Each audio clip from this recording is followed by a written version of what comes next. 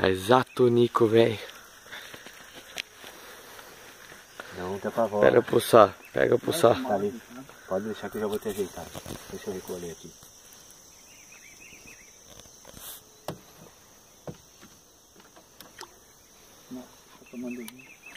Deixa tomar linha.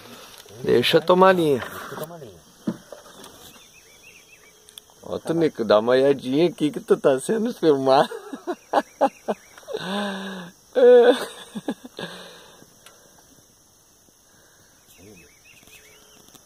Recolhe bem agora.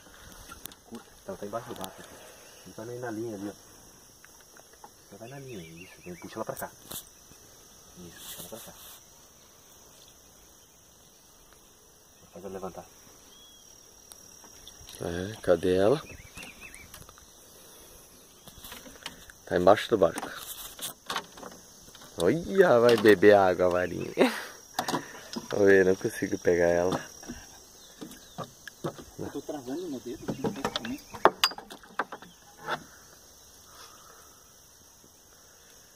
Vamos ver ela. Não, mas não trava. Não trava.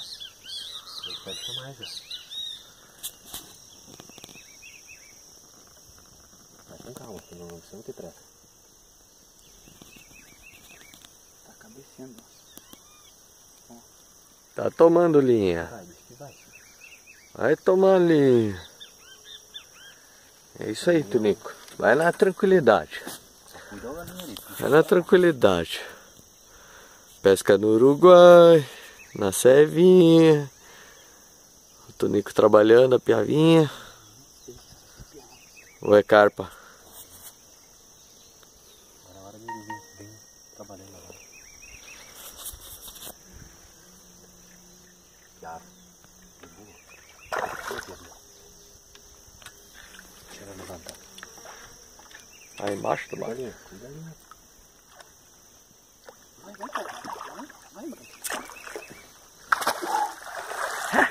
É, Tunico, velho.